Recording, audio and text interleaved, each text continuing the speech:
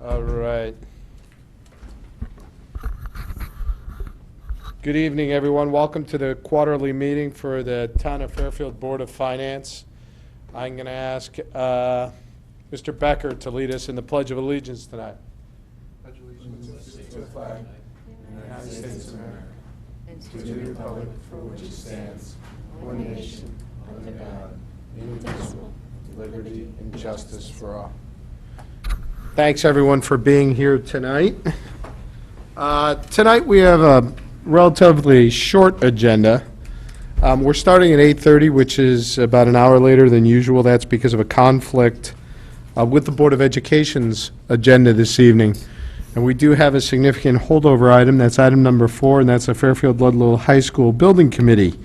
You'll recall we wanted to make sure bond counsel was going to be here. Mr. Mayor, is bond counsel here this evening? Okay, the chairman of the Board of Education, as well as the superintendent, Dr. Tidal, will be joining us this evening at about 9:30. Prior to that, we're going to review our quarterly position on both the town pensions and OPEB, as well as the town's quarterly financial position. Then we'll do the Board of Education. Hopefully, Dr. Tidal will arrive around that time. You guys are in luck this evening because I am nursing a cold, so I should be quieter than normal, so maybe the meeting will go more quickly than normal. So kudos for you guys. I'd also like to thank the Board of Education and Mr. Cullen and the team for arranging a tour of Fairfield Ludlow High School and the renovations that took place there last evening. I know several members of this body took part in that tour. Before I turn over to the agenda, any questions, comments, concerns from board members this evening before we get started? Seeing none, we'll go to item number 1 to review the current status of the town's pension and OPEB funds. Mr. Vahey's here. Welcome. Thanks for coming back again. No problem.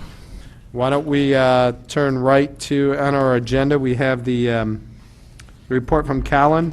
We're going to start with the town's pension fund. I'll turn it over to you, Mr. Vahey, to give us any highlights or changes from last time. I would. So I'm looking at not the OPEB, but the pension. The pension. Yeah. Thank you. You know, the numbers were up. This is the end of March, so folks remember January and February were a pretty harsh start to the year. So the markets sort of reversed themselves, and we picked up $12.5 million via returns, and it looks like we had 1.7 outflows. So that's about the highlights. And and since then, April was sort of a mixed market. It's probably somewhat flat, as well as the beginning of this year. So. Or this month.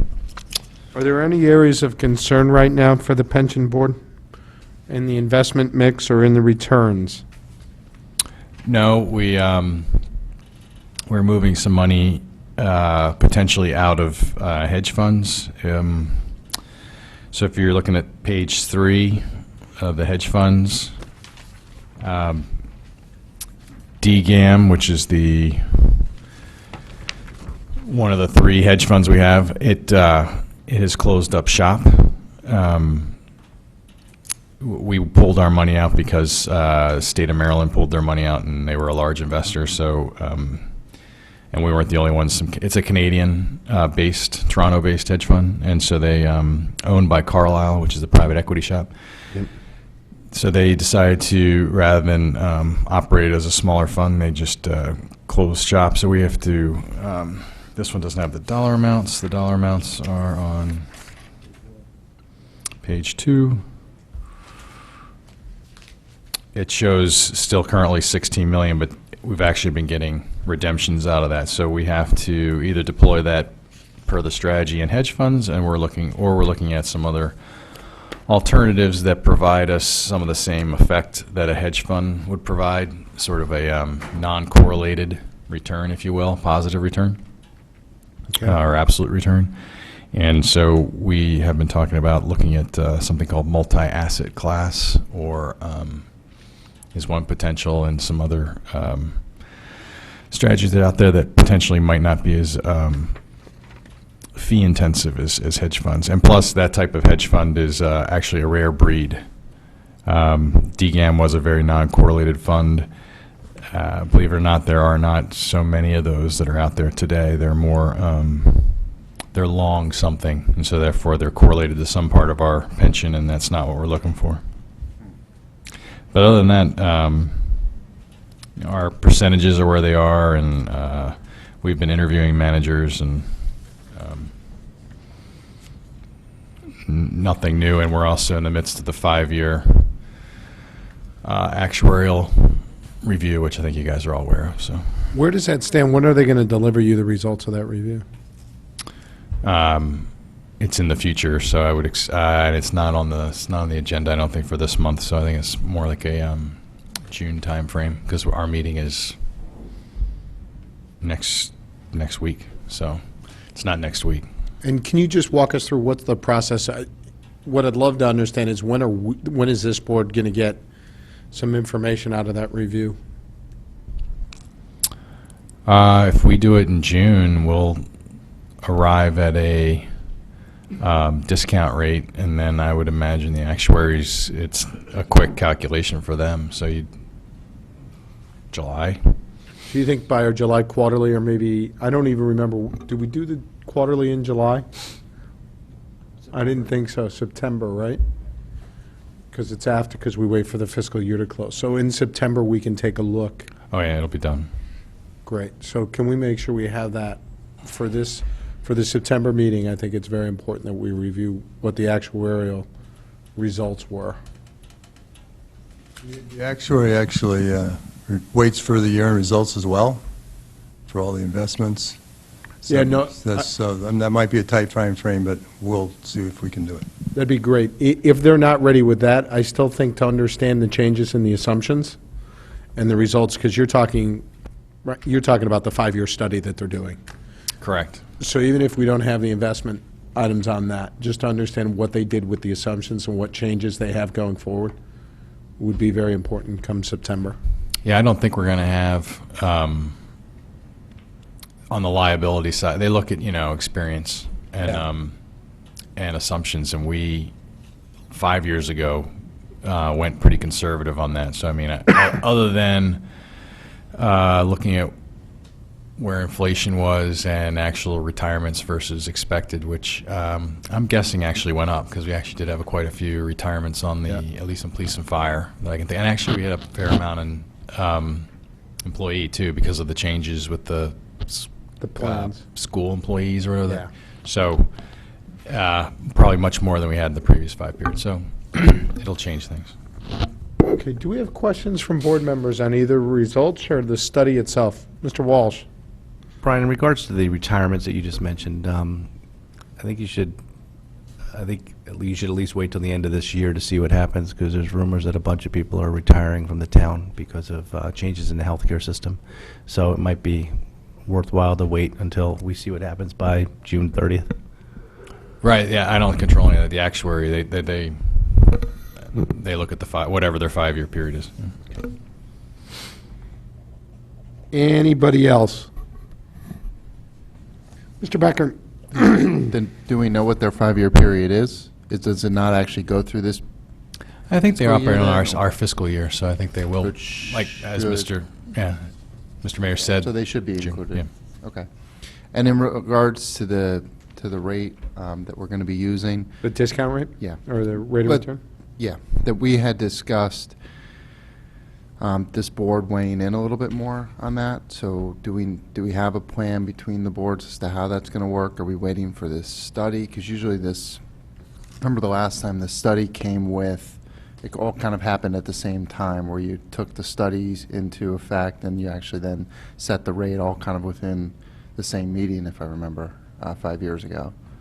So I want to make sure that that doesn't just happen really quickly and then this board not kind of weighing, because I think we've discussed that being a big issue for us. Thank you, Mr. Becker. Let's work with that offline, and we can chat about if there's any next steps on that or what you're going to do in the discount rate. Okay? Okay, but it's under our purview as a Correct. board. That's what. I just want to make sure we get the calculation.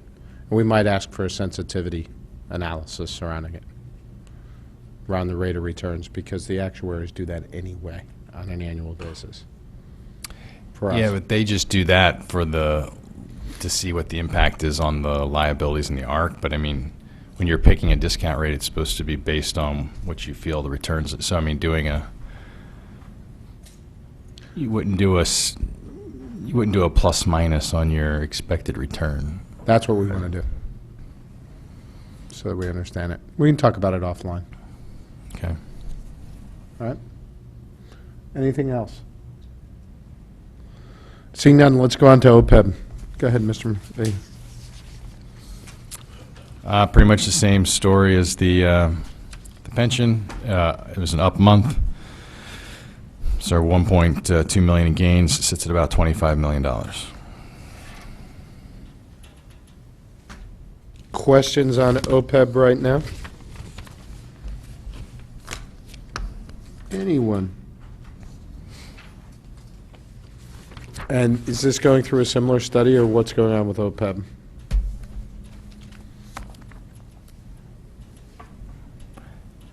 You know, we didn't talk about OPEB, and I believe it was initiated within that 5-year window. Like, it wasn't 5 years ago. We didn't, right? That hasn't been around that long. I don't remember. So I don't think we're at a 5-year point with it. Yeah, the OPEB, we only do an evaluation every other year. I think this is the year of the evaluation. So next March or April or January, whenever it's finalized, we'll have a new evaluation. Can you find out when the last study was done, though, what the assumptions were used and when that's due to be, can you guys take a look at when that's due to be reviewed? Because obviously that's the most underfunded of the long-term liabilities that we have. I know there was some concerns over the assumptions that were used originally because they were mandated, as to, expenses went up 5% a year and then it Then straight it had a line. plateau, and yep. Yeah, so I think it's worth a look. Oh, it is. And That's part of the actuarial valuation. Okay, well, Brian was just saying he's not sure it was for OPEB. Yeah. That For this OPEB was year? included. Would it be part of our? Yeah, Okay, that'd good. be part of. Okay, can we that part. confirm that Yeah. and just, because, Yeah, make sure. pretty sure it is. Thank Could be you. wrong. Anybody else have questions on either pension or OPEB tonight? Seeing none. Anything from the public? None. Mr. Behe, thank you very much. Thank for you. being here. Good evening. Appreciate it. See you next quarter. All right. Item number 2 on our agenda this evening, to review the town's Q3 fiscal 2016 financial position. So this is through March 31st. Ms. Bossy's here tonight. Welcome. And Mr. Mayor, thank you. And I'll turn it right over to you guys. Okay, we'll start with the summary sheet, unless anyone wants to start somewhere different. So this is item number 2, correct? Item number 2, yep. Okay. The projected net estimated variance is the top line. The top portion refers to the revenue piece. Okay. You're going to notice a lot of the same numbers that were here last quarter. I'll highlight some of the differences unless we want to go in a different way, but current and prior year tax levy, we're looking at a favorable 923, up slightly from last quarter. Conveyance, 50. Is that better collection rate on Yep. the? Okay, Yep. go ahead. Conveyance stayed the same at around 50, we're projecting. Interest income is a new item this quarter. We're hoping for a favorable 250 due to the market stuff that Brian was just talking about. The state revenue, last quarter, we've gotten worse by about 98 or about $100,000 due to one municipal revenue share item. Park and Rec revenue stayed the same at around 300, and other various small variances in various departments subtotal to about 129,000. Do we have any questions on the revenue variances for the town right now? The total revenue variance for revenue, the total subtotal line, what was the difference between that and what it was last quarter? Which line? The subtotal for the revenue? Oh, the last quarter had a 364, and now it's 884, basically due to about 420 or so of the tax levy. Oh. And the interest income, the 250 wasn't on the last quarter. Okay, so that's a positive And variance then by about 500. offsetting a little bit on the state by 100, going the other way. Questions, comments, concerns?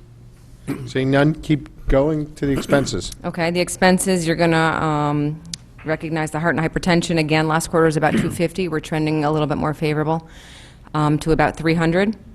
Electricity is the same 140 we spoke about due to basically a budget budget loan item.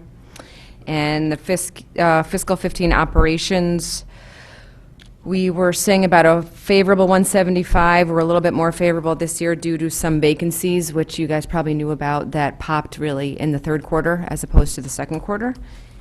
And the non-personnel related was about 100 each quarter. It went from 83 to a negative 122.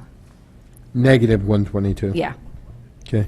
Do we have questions on these items? Mr. Walsh? A lot of those vacancies are from some of the department heads that are currently not filled, human resources, IT, and purchasing, but purchasing's been filled. Some have been filled already. They're either gonna be filled, have been filled, and/or are not budgeted in the fiscal 17 budget. So there's a little bit of a combination on that piece. So the number last quarter for expenses was a favorable 285. It's now a 505. Where are we going over in the non-personnel that we have a negative here? Were we hit with surprises? Nothing major. I can run down the department stuff a little bit in Registrar of Voters due to the primary, which was really budgeted in contingency, which hasn't Been moved yet? been moved over. Conservation slightly favorable, HR slightly favorable. Nothing honestly over about $40,000. I mean, there's no big swings in any department. Does anybody have any questions as we go through the rest of the schedule? Just for clarity purposes, so when we include the $650,000 that was budgeted to go to contribution to surplus, this has us as an increase in fund balance of $2,289,000. Right? If we strip the 650 out, Yep. that means that our unintended overage here, right, is about $1.6 million Yep. as we currently stand. And that is an improvement over, where was that same number estimated last quarter, do you know? Last quarter, we had an estimated net variance of 650 plus the unused contingency of 300. So we're to the good by an extra, wait, what was that, 650 plus 300? So it was Yep. close to $1 million? So Yep. we're up about $600,000 as compared to last quarter. Yep. Okay, so the total overage, in other words, to the good for the financial position is about $1.6 million, other than surplus. Yeah. Contribution to surplus. Okay. Questions, comments on this schedule? Seeing none, let's go to, oh, Mr. Brown, I'm sorry, Mr. Nope, you did miss me. Mr. Mayor, what would that bring our percentage to? Surplus percentage, on dozen, If we realize this, it brings it to 9.21. okay, thank you. Okay. Let's go to the details behind item number 2. We'll just flip through it and see if anybody has any specific questions. The first item is the revenue variance report. Does anybody have anything specific that they would like to question on this?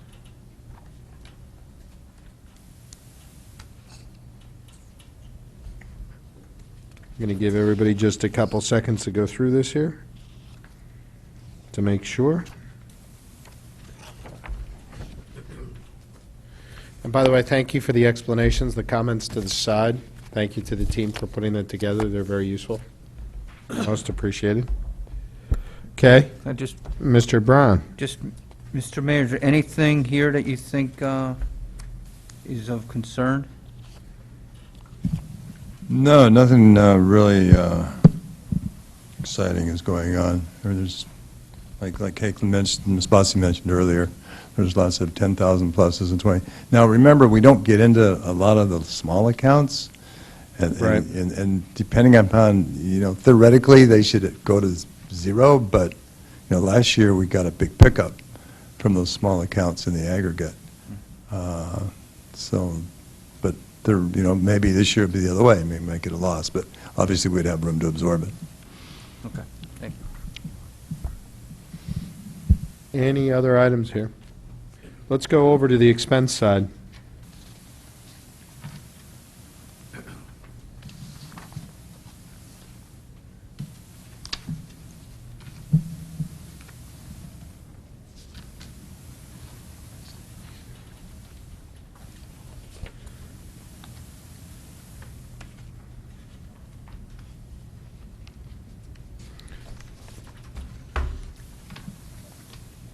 Mr. Mayor, quick question is, my colleagues look through the, any detailed expense questions they might have. How comfortable are you, I'll ask both of you, how comfortable are you guys in the $2.2 million slash $1.6 million overage?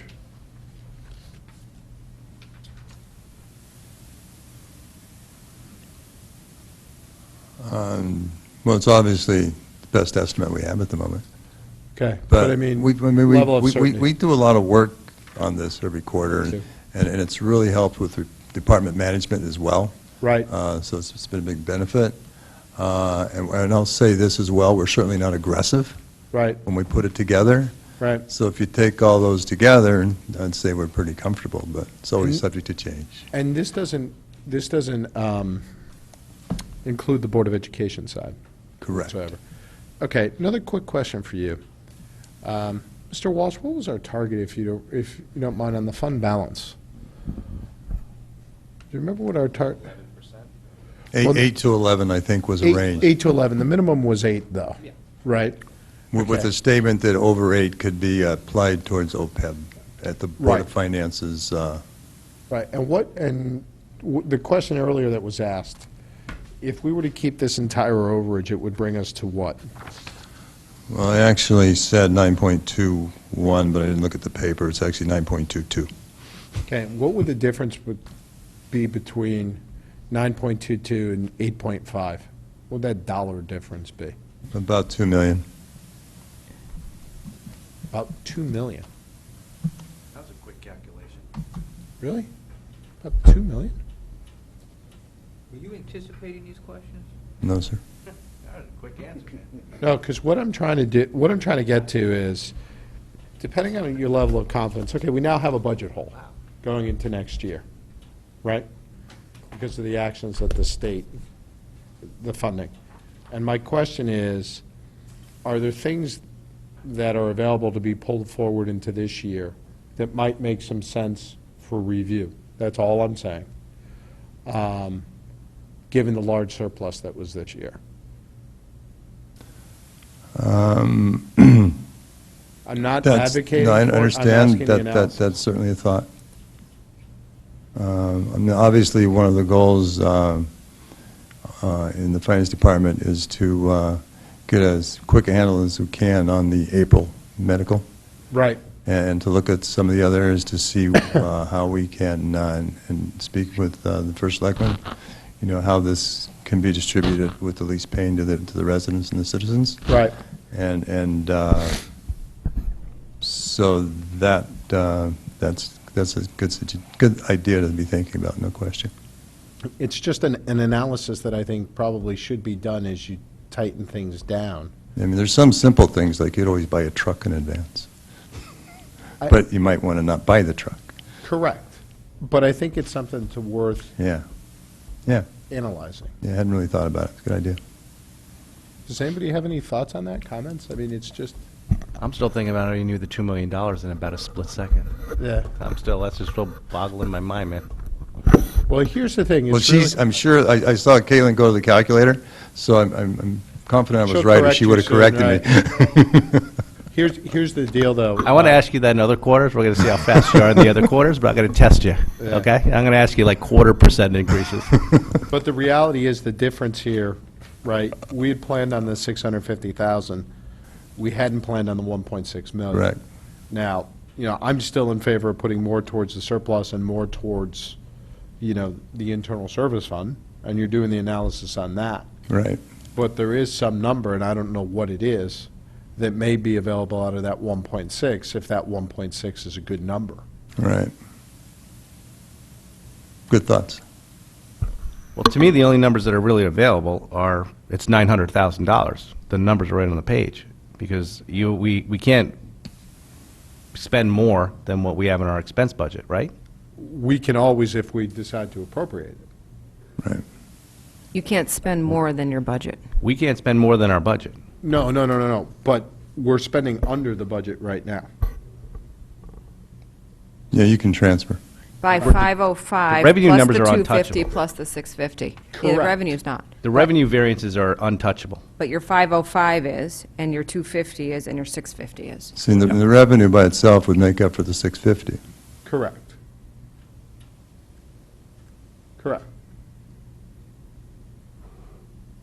Again, Yeah.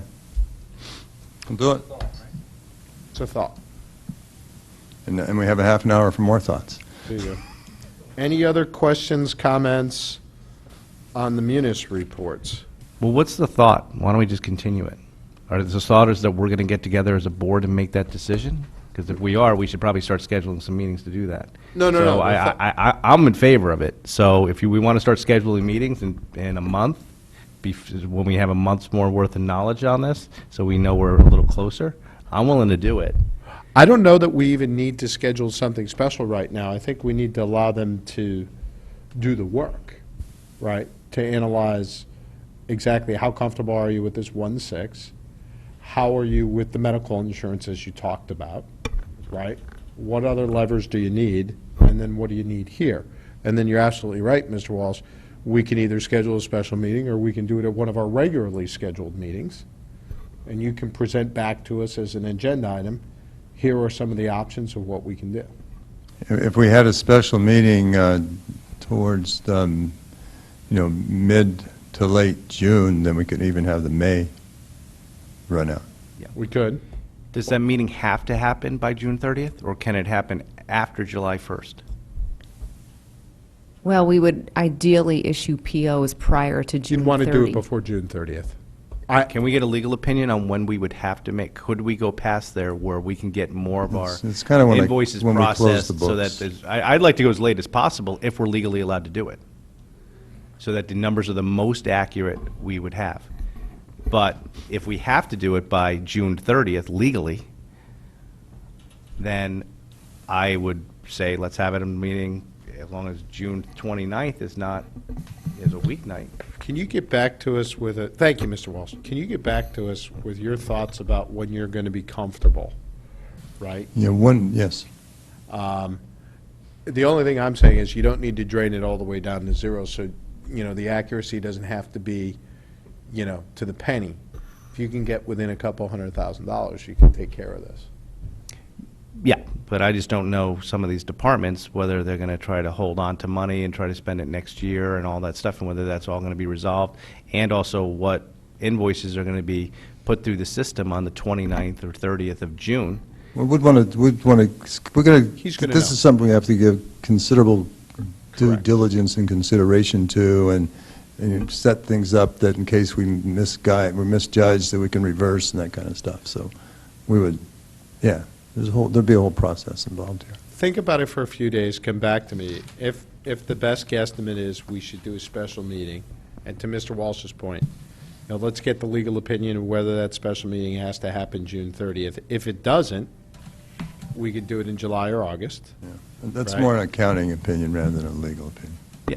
I Mr. just want to make Stenofanto? sure we don't have a Yeah, budget problem, So- right? Just get us, so just get us the information, and we'll work with you, to Mr. Walsh's point. No, good, I like it. Mr. Becker? And we also, in the midst of all of this that's still somewhat fluid, I guess, is we want to get a better understanding as to exactly what the hit's going to be for next year. We have the numbers, right, but you walked through at the last Correct. meeting kind of how it really boils down to a couple of moving pieces. The ultimate hit's a smaller number, so let's maybe get to that Correct. as well, so. Well, I'm just not disagreeing, but the hit is $2.3 million. And- Right. And that, It's and whether- that, it it's comes how out much of. comes from insurance. How much comes out of internal and that- service fund. No, and that- Right, and that- I'm not yeah. disagreeing, I'm just trying to make sure that's clear that, No, yeah. Right. yeah. Totally agree. Just obviously usually, and hopefully it will continue, the trend on like the Aon trends, you go by another month and another month and it just, Correct. it usually gets better. So if it gets better along with it, we may be talking maybe even less of some of this that we have to not put into the usual location, so. No question. That's why they need the better information on the May number, the April and the May numbers on the insurance, right? Yeah, That's see where the- why yeah. they need, how much of this 1.6 are you very comfortable with? That's why, a couple of the other items related to collection rate for next year, right? All these things need to be factored in, because obviously, we would like to use as least of this as possible, but it is there. Right, reserves, Correct. right. Which is, actually, reserve strengthening is a way to go without risk, too. Correct. Any other questions or comments on that? Thank you very much. Any other questions, comments on, is there any surprises? I should ask this before we had that discussion. Anything you are concerned about for the fourth quarter? Not surprises, because obviously if it was a fourth quarter. No, surprise, I think, as, it's in the comments, we try to be very quantitative sensitive with these numbers, so we're consistent quarter to quarter, how we're developing them. And one of the, as you noted, like a $300,000, $400,000 improvement in the tax summary, is looking at the collection rate, which, based upon the numbers and the flow of the numbers, progression, that was changed from like 9.70 to 9.71, 9.77. And that could not bear fruit, but I think but right now it's looking solid. Great. So, yeah, so I mean, it's easy to have a $300,000, $400,000 swing, kind of like the health insurance. Anybody else have anything in town's financial position? All right, seeing that, we're going to take a brief recess to our colleagues, until our colleagues from the Board of Education and the Education Administration appear. Thank you very much for all the hard work and efforts on this, and we look forward to a follow-up discussion over the overage for this year. Thanks. Jerry, we all set? All right, I'm going to call the meeting back into order, and we're going to review the Board of Education's financial position as of the end of Q3. So I'm going to ask Dr. Tittle to step forward. I hesitate to call this the last hurrah, but we'll have him step us through the quarterly financial report. Sure. For the Board of Education for the quarter ending March 31st. So go right ahead, Dr. Sure. Tittle. So you have the document, the summary document that Ms. Munsell wrote. There really have been very few changes in our financial position from the second quarter. We are going to make it to the end of the year in the black. We did have an unusually mild winter, which did save us some money.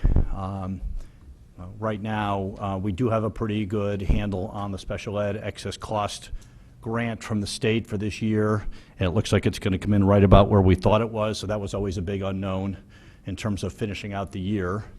There's still a lot of expenses yet to happen, but at this point, we think the personnel services part of the budget, as I think I've talked about ever since the first quarter, we did have to hire some additional teachers, but we had additional turnover, and that's basically going to wash out to pretty close to zero. So that's an area that typically we have some savings, but we're not going to have it. So this is a closer year than most. I'll also say that we are going to release and take care of that air conditioning project in the central office, the server room. We rescaled that project down and bid it, and it came in slightly under $100,000, which means that it wouldn't even qualify to come back to you for bonding, because I think it's under the limit. And we think we can squeak that one in under the wire in the current fiscal year without overexpending the overall budget. So that's off the table in terms of that needing to come back to you for bonding or any other further action. Everything else is pretty much in alignment with where it should be. And, we're on track to finish the year pretty close to break even. So that's my summary. Pretty close to break even. Yeah, but on the correct side of it. In other words, I don't see, at this moment, any surplus to speak of.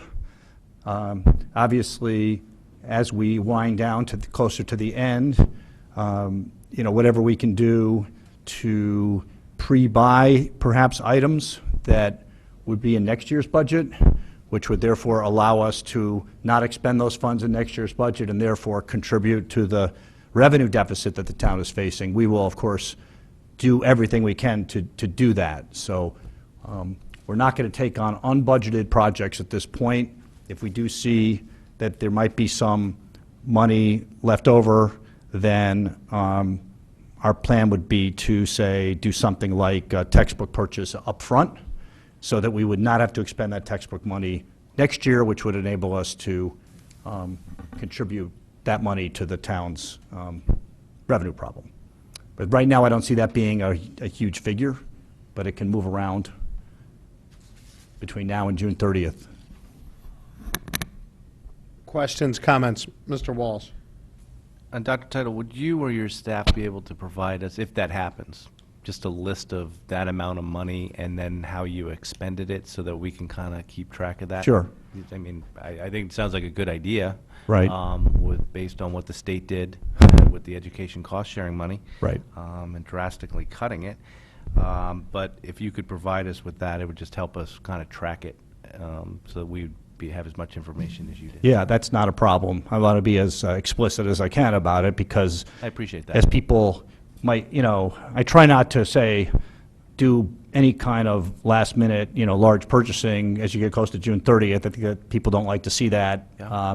But that might happen this year, and it's happening for this reason. Okay. And so we can, it'll be in the system, and it can be easily tracked as to exactly what we did and where then we can hold back, next year. Textbooks are sort of, I just picked that as an example because they're the easiest one to buy. They don't require bidding, and they're already approved, and we know we're going to need them. So other projects are harder to do that with. If we have to bid them, you're not going to be able to get a bid back in time. So that's just one example, but there could be other purchases, supplies, or anything like that. That's our strategy right now. Yep. In regards to the education cost-sharing special education number. Yes, at the excess cost. Excess cost. We talked about at the last quarterly, because you had filed your applications in December, and you had said that you were pretty much right on. During the last quarter, does a lot more information change, or are we pretty much where we were last quarter with that? Pretty much right where we were, Yeah. 3.5, 3.6, Okay. right on the number. So any changes that happen between now and the end of the year, that gets rolled over into the following year's revenue to the town. So at this point, that's it. It's not going to change. All right. And how would that change? New students come in? Yeah, so what happens is we months? file our expected expenses on March 1st. That's the second filing. If there are, for example, students that move into the district or their expenses go over the limit. So in other words, there could be a student whose expenses are not 4.5 times the per pupil expenditure. They're not anticipated to be at that level. But in June, we come to find that they are over the limit. We file for that June 30th, and then the state will look at that and say, okay, you really should have gotten an extra $50,000, and what they'll do is they'll increase the town's ECS amount by that. Okay. All right. Thank you. Any other questions? Seeing none, Dr. Tittle, thank you very much. Okay. Before we go on to the next item on the agenda, two things, if I might have a moment of personal privilege, only because tomorrow is my son's 10th birthday, so I would just like to give a happy birthday out to my son Ryan, because I don't get to do that on TV that much. And he might actually think Dad's cool for a change by doing that. The second item is, and this is on a more serious note, back in December, I became aware of a young girl who needed a heart transplant. And her family needed to raise about $50,000 in order to help cover the incidental costs that wouldn't be covered by insurance for that. I reached out to several people in the community who helped raise some funds for that young girl, including First Selectman Tetra, who is here this evening. The other person I reached out to was Jude Fitzgerald at the Gaelic American Club. And Jude actually organized a golf fundraiser to help raise funds for this young girl. And that golf fundraiser, that golf outing, is Monday at Fairchild Wheeler. And so far, they have over 50 people signed up for that golf fundraiser at $150 per person, which is lunch, golf, open bar back at the GAC, and then dinner. So I would encourage anybody out there who is a golfer who would like to raise funds for this young girl, that you might consider playing in that golf fundraiser on Monday. It's sure to be a good time. Hopefully the weather holds out for them. And you could contact Jude Fitzgerald at Town Hall. She's going to love the fact that I'm saying this on live TV. But she's really worked very hard with the people for the Gaelic American Club. And it was quite interesting. The connection there is that the young girl's father is, as they say, right off the boat from Ireland. So they really stepped up and did a good job. So I just raised that, and thank you to my colleagues for allowing me that moment of personal privilege. Be that as it may, the next item on our agenda is a holdover item, which is the Fairfield Ludlow High School Building Committee. To hear and consider and adopt a bond resolution entitled "A Resolution Amending and Restating a Resolution Adopted by the Representative Town Meeting on June 24, 2013, entitled "A Resolution Appropriating $11,630,000 for the costs associated with the expansion and renovation of a Fairfield Ludlow High School, and authorizing the issuance of bonds to finance such appropriation to increase the amount of the appropriation and bond authorization by $3,907,674. Do I have a motion to put that before us? Mrs. Leclerc, do I have a second? We'll go with Mr. Stone. The item is now before us, and I'll call the Building Committee up. Mr. Chairman, can I make a motion? I'd like to make a motion right now to suspend our rules to meet after 11 in case we have to. I want to know if there's a commitment by this board, since we're picking this thing up at 9:40 at night, which is unusual for us to do, and is being done at the behest of the schedules of the Board of Education, and their meeting tonight. If we're going to hear this, I want to hear it all in one night. And I want a commitment very from good. I want a commitment from this board. I sent everybody an email about that, that we're going to be willing and able to do that, and we're not going to be cut short or have to come back another night. So I'm making a motion that we suspend our rules right now, knowing that this matters before us, to meet after 11 o'clock if necessary. Can I get a second for that? Mr. Brown, any discussion, comments, concerns? All in favor of suspending the 11 p.m. curfew on our meeting? Opposed? 3. Abstentions. Okay, so you guys aren't willing to go past 11. Okay. Let's move forward. Go ahead. Come on up. Okay, again, my name is Mark Donald. I'm the chair of the Fairfield Ludlow Building Committee. I'd like to thank those of you who had the opportunity to come see the facility yesterday, and those who are unable. Obviously, we certainly understand. In order for brevity, I think all of you, save one, were here for our last presentation on the 5th of May. So we will get right into it. I think I'll turn it over to Mr. Manning to just give a brief summary of our presentation and the ask for more funding. So at the last meeting, I distributed, if anybody doesn't have a copy of that PowerPoint presentation, I have additional copies here. Does anybody need one?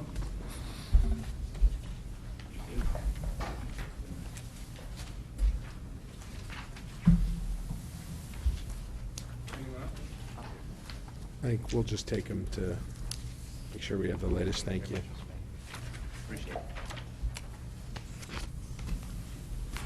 And I would like to thank the building committee representatives for coming back for another night. We held this off from the last meeting because our colleagues from the Board of Education couldn't be here, so thank you. But go right ahead. Does anybody, we walked through this presentation, it's the exact same presentation from a couple of weeks back, correct? Does did. anybody, let's just do a page flip as opposed to walking directly through it, or having you re-present it, and just ask if there's any questions from board members to start, just on the presentation, and then we can open it up wider. Okay? Go right ahead. We'll start with page 2. The purpose? Really just the purpose to present an argument for additional funding for the window component of the project. Right. Page 3 is the phasing summary. Yes.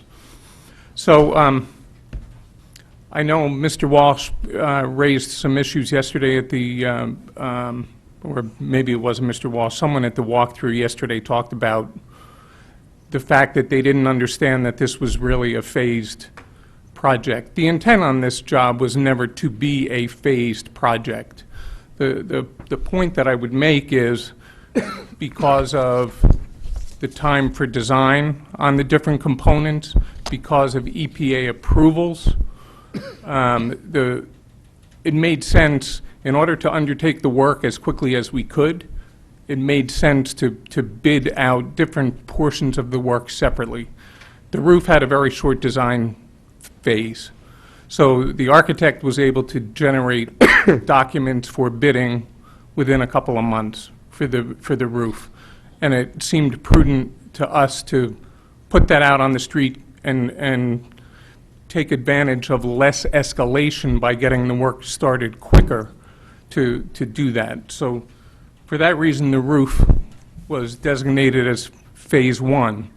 As you'll see later on in the presentation, we ended up rebidding the roof. So it ended up starting basically at the same time as Phase 2 and 3, or at Phase 2. But the intent was to start that roof early. Classrooms and cafeteria, there was an abatement component to that. There also was an EPA approval required for that. EPA responded in a much quicker fashion for that component of the project than they did for the windows. So the intent never was to break it up into phases, and we understand and we're aware of the fact that the $11.6 million was appropriated for the entire project. It just made sense from a timing perspective to do it in a phased approach. So I wanted to address that. I appreciate you addressing that, because there seemed to be some, at least a little bit last night, I know most of my board wasn't there, but, and in the last presentation, there's, this Phase 1, Phase 2, Phase 3 makes it seem as though the windows were Phase 3, so if we didn't get to it, we didn't get to it. I come from a little bit of a world where in the commercial real estate and even residential real estate, we hire a general contractor. Yeah, there are different phases of the job, but when I'm the purchaser of those products, like I am and sitting in this seat, when I approve things on behalf of the taxpayer, when I give the money, yeah, there's different phases, but I'm not involved really. We hire somebody to do the job, a general contractor, and let them work through however they accomplish that in whatever phase or priority level it is, but it all has to get done. So I was more trying to clarify that there just seemed to be a new language that we were not, when we first approved this, we never heard these phases, because it was more about paying for the project, not about how you guys went around, having to go to the APA for a certain section, doing the roof, and having to rebid that and whatever. So I appreciate you addressing that. Okay. Any other questions questions on on the phasing concept of this? All right, let's move on and go on to the, I don't think we need to go through the background information, do we? Does anybody want to go through and I'd like to thank Mrs. Gerber from the Board of Education for the handout on the timeline this evening. Thank you for that. It was forwarded earlier today as well. Then on page 5, there's the budget history. Questions, comments on the budget history, which is page 5. Mrs. Leclerc. Well, just could you speak to the first bullet a little bit, on when you knew that and how that came to be, and, So, in February of 2014, we had basically conceptual drawings. They were an 8.5 by 11 sheet of paper, which basically were a floor plan, and some estimates were developed on square foot numbers of similar projects that we have done. And at that point in time, we were projecting that we were in striking distance of the original $11.6 million budget. I think we were $200,000 over. As the design developed between February and July, the architect, entered into the schematic design phase and the design development phase of the design, adding detail, detailing stormwater on the site, filling in a lot of the gaps that were not apparent in the original conceptual design. And at that point in July, we developed a full-blown estimate that for the additions was in excess of $6 million. The original estimate was in the range of $3.8 to $3.9 million. So we had a large swing in the estimate. At that point, Can we stop for a second right there? Sure. Okay, so this was one of the first projects that was done under our new methodology of doing these projects, right? Which was, we went out, or the Board of Education went out and hired an architect that came in and did some renderings that helped put together what the bid was going to be, what the budget should be, right? Am I stating that right, Dr. Title? Because you were the proponent of that at the time, right? Yes. And there was no building. There was no building committee. Now, we actually went to the site and took a tour of the site at that time as a board, before we approved it. And we saw renderings of what the cafeteria, what the bump out was going to look like, and I believe we saw renderings of where the classrooms were going to be, right? Dr. Title, you recall that? Yes. Mr. Morabito, I think you were with us on those tours, right? Okay, so now, then the building committee was impaneled, correct? And that original architect was not used to move forward, but was replaced with a different architect, correct? That's correct. Okay.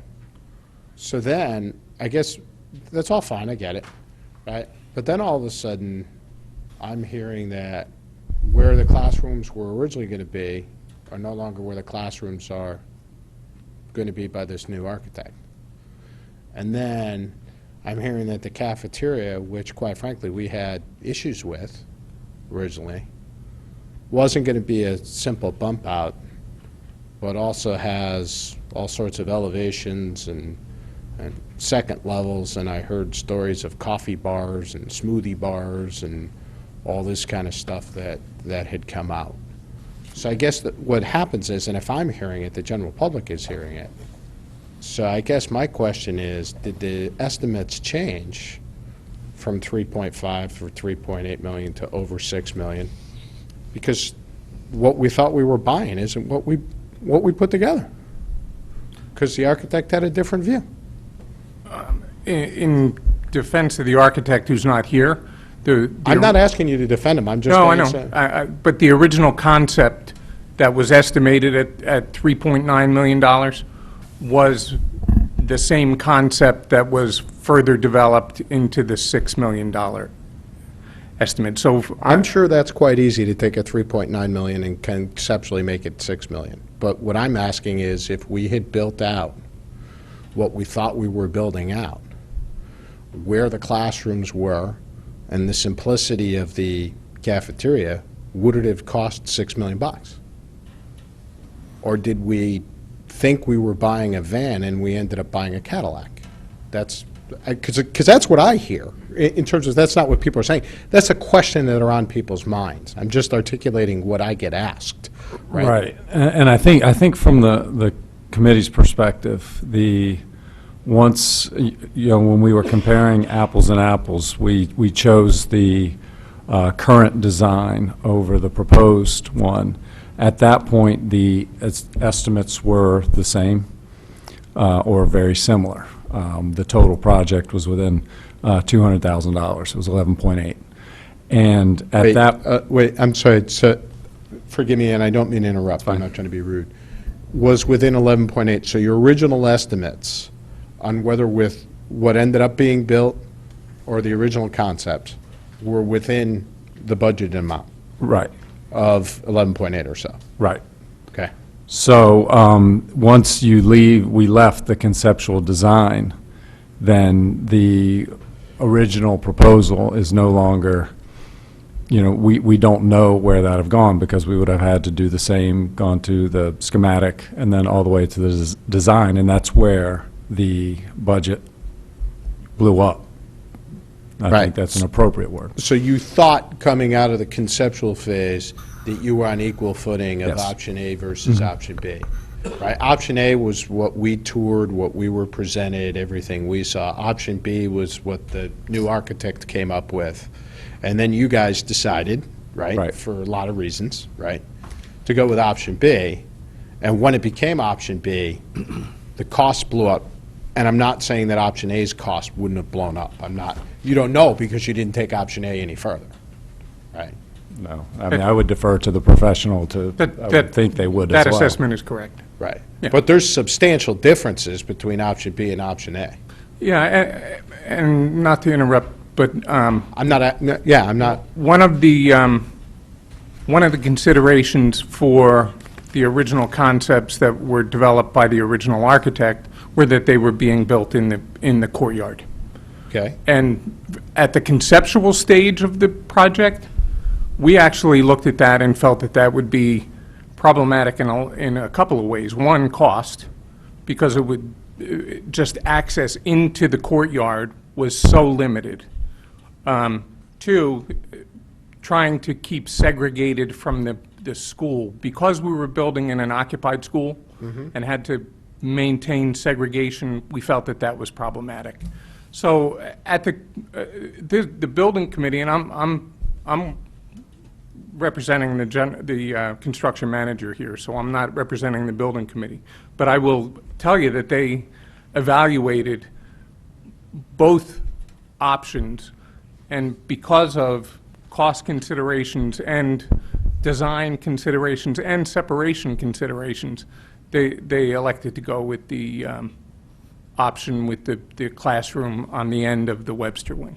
So it would have been more expensive Please. to do the courtyard option, you're saying? At the conceptual stage, our estimate was higher for the one in the courtyard. He just said it was actually the same amount, within $200,000 of each other, from- both within budget. So when we selected the design, there were 6 total designs, 2 proposed by Silver Petroselli, and then 4 proposed by Perkins Eastman. During this process. Okay, how much did we pay for the additional conceptual designs? That Perkins Eastman developed? Yeah. Because that's duplicate cost, right? We had a couple of conceptual designs from one architect that we paid that we could have moved forward with. And then we decided to go with another architect, and they started with their own conceptual designs. And they did 4 of them?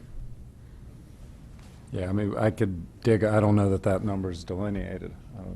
It better doubt they be. were. It's, I mean, it's part of our cost. I mean, it would be overrun, part of right? the conceptual phase and the design phase. Yeah, I'm just trying to figure out, because that's, any way you slice that, that's duplicate cost, right? That's not unusual to. It is after we approve funding for it. Yeah. Just so I understand, was the Petroselli, and I may be using the wrong terminology, the Petroselli 2 designs, would it have been as, for lack of a better term, as detailed and specific as the Perkman 4 designs? You follow what I'm saying? Is it, I thought the Petroselli design was this concept design as opposed to a detailed design. But he said the concept design, all I'm talking about No, is, he said there were 4 concept designs by Perkins Eastman and 2 by Petroselli, right? Were the That's what he said. Were the Petroselli designs just concept designs? I mean, the Perkman Eastman designs? They were, okay. All right. Yeah.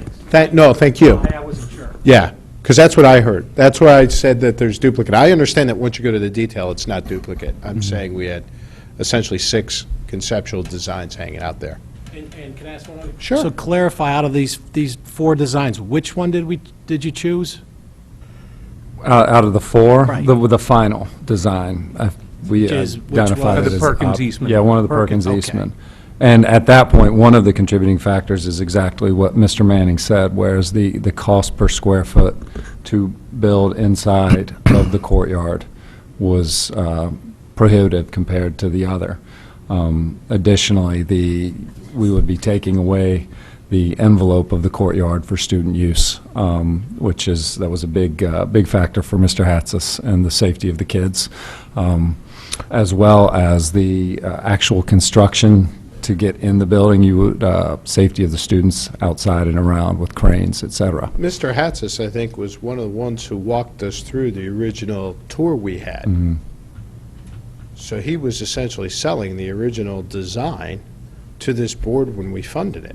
Are you saying that after he sold it and after we approved it, he walked away from that design and said there were concerns with it? I can't speak to the actual, what he sold you and his input during our meeting, but during our meeting, he mentioned that the courtyard was a good space to have. It was something that the families and students valued because of, especially in light of recent school safety issues, to where students could access it and they would have it, and you would essentially be taking that away. Okay. Was that a final deciding factor? No, but it was, his input was taken in each step. Right. So do we know what the additional soft costs we had by restarting this were on the architectural? I'm sorry, guys, if I'm not trying to, I'm just trying to figure out, right, there's duplicate costs at the front of this. I mean, we're over budget here by $3.9 million. And this board took the time to go on a tour several years ago when we approved it, and we thought we knew what we were buying. And what we ended up buying is a heck of a lot different than what we originally saw. And now we're getting a bill for $3.9 million for something that arguably we have to do, right? I mean, legally, we're going to have to address these windows, and morally, because of the PCB issue, right? So I just want to know where what were the soft costs that we had versus the soft costs that we ended up with by restarting? Because we've got to learn what we did here. Just, can I ask? Mr. Mottola. So, just to clarify what you said, the design that was chosen, I think you said it was at that point in time, $200,000 more than the original cost estimate. So you were pretty close to it. Okay. Right.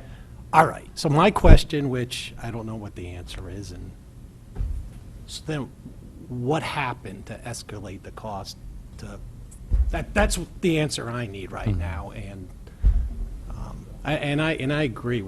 I'm going to support this, but I think we need to learn with respect to what happened, and I'm not being critical of you guys. I know you're volunteers. I respect what you do.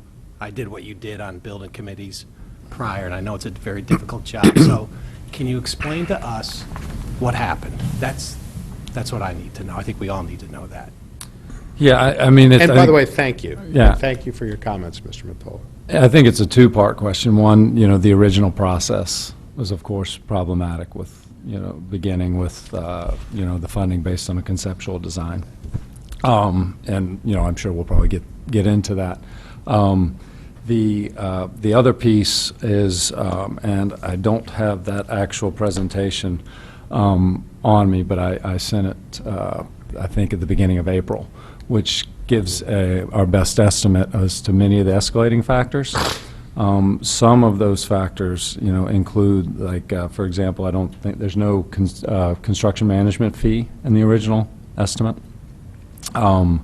We had to, because of the compressed timeline, there were significant costs. We broke ground in December and completed, for all intensive purposes, in the beginning of September 1st for school occupancy. So the compressed timeline led escalation of, overtime, weekend hours, premium hours. It's more expensive to do site work during the winter. And we attach numbers to those on the timeline. Peter, do you have that? Yeah, there were, Wasn't one, for example, on that issue, if I remember correctly, didn't we have to do the roof during the Christmas break part of it? Wasn't there some construction? Yeah, I'm sorry. Didn't you have to do some part of the project during the Christmas break? And I thought I read that somewhere in the document. We did some demo. there was, I don't know, maybe it does, I don't know. there were a number of packages that were, we call them enabling packages. Some demo that was approved by the building committee to an abatement, because the abatement had to be done when students were in school. Prior to getting the GMP approved, there were a handful of packages that were authorized to go in and for example, if you remember the stair tower on the outside of the Ludlow building for access, the fire marshal required us to have a dedicated access because we were removing that staircase at the end.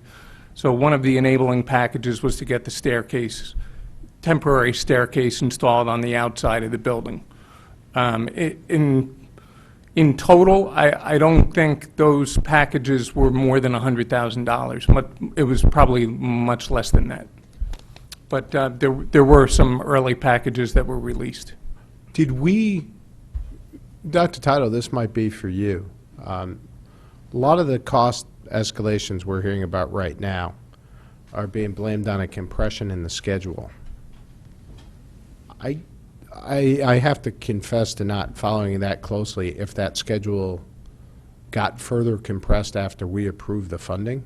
I thought once it finally got approved, we knew that it was going to be a pretty tight schedule to get it done. Yeah, the interest we had was in getting the additional classrooms and the addition of the cafeteria, classrooms being a huge priority because that school was way overcrowded. And we were at the point where if we didn't get those additions done by the time to start of school, we did not have enough science classrooms to house the kids who wanted science at that school. So we wanted to make, obviously, September 1, and this is, my recollection's a little vague on this, but we knew it was a little tight, but if they got behind for whatever reason in their timeline and then had to try to make it up, that will cause additional expenses that are unforeseen. If they have to wait 3 or 4 months for an EPA approval, that can goof up your entire timeline. Now, that was better than the window EPA, which took like over a year, but, if they had trouble because they discovered PCBs and had to wait 3 months for the EPA to clear it, that would cause your timeline to get all out of kilter. Actually, when we were brought on board as a construction manager, our schedule was, we were supposed to start in September or early October to have the building open in August of 2015. Because of EPA, we didn't start till January EPA on what? on some minor PCB issues on the addition part of the project. So the whole schedule was compressed by about 2.5 months. How much time did we lose by redoing the conceptual drawings on the schedule? I don't think that was the impact. The impact was, So they were done immediately? If I recall correctly, I think we brought the team on in January, and we approved the design in February. So 4 weeks. Okay. Wait a minute. We did what? Say that one more time? We approved the money in May 15th, 2013. And you approved all the plans with the new architect within a month? No. We brought the team, the construction manager, the architect, and the owner's rep, as well as we brought in an environment consultant right away in January, I believe, December, January of 13, and we approved the design in February of 14. Actually, I think Jessica laid it out. Yeah, right? go ahead. Just like to go back to what I thought was Mrs. Leclerc's original question. When did you know that the budget was going to start to go off the rails? July 2015, 2014. At that point, how much work was done? From an architectural standpoint, they were pretty much developed. The design development documents were completed. So we were one step away from bid documents. Okay. And you have... At that time, you knew before we start, you had the designs, and already we knew that the cost was going to escalate, correct? Yeah. Okay. So then, at that point, what decisions were made? Just to move on? At that point, did you know your so-called Phase 3, the windows, would not make this budget? I think Mark needs to answer that.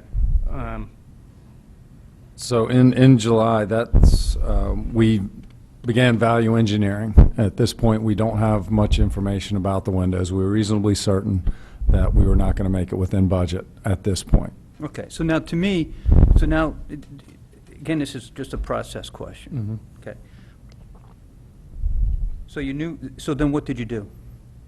You started to move forward with the project, knowing that you were going to run out of money. Correct. Okay. So the question I have, so the ed specs were redone. We knew that we were going to not be able to fulfill the bonding resolution. Why not come back and let us know at that point? Yeah, at that point, I was in touch with the first selectman. I don't think I had reached out to Mr. Flynn since earlier that year, so. No. So maybe this isn't even a question for you, maybe it's a question for somebody else.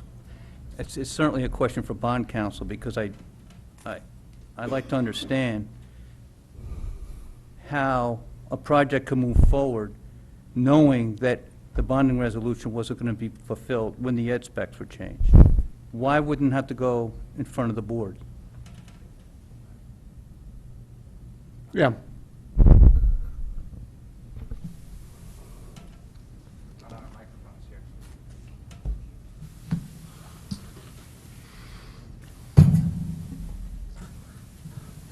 I think just to clarify the timing, and I think it was in July that Mr. Donald called me, and we reviewed kind of where they were and what was taking place. And I said, at this point, you've got two issues. Either go back and change scope and downsize it to get within the cost parameters, or you're going to have to come back before the boards and get additional funds to complete the project. I also notified the chair of the Board of Finance at that point Everyone got the email. Everyone on this board received an email. and said, look, we've got a major hiccup here, and here's what I've instructed them to do. I think you took a couple months there to go back and look at value engineering to see what you could do. When that didn't work out, the issue's then, okay, let's go for more money. But then we came up against the schedule deadline in order to meet the September 1st move-in date. They couldn't get the additional approval through on a timely basis. So then they went to the Board of Ed and looked at getting the ed spec modified to make the windows optional. Okay, wait a minute. So that all happened in July 2014? No, that was between July 2014 and November of 2014.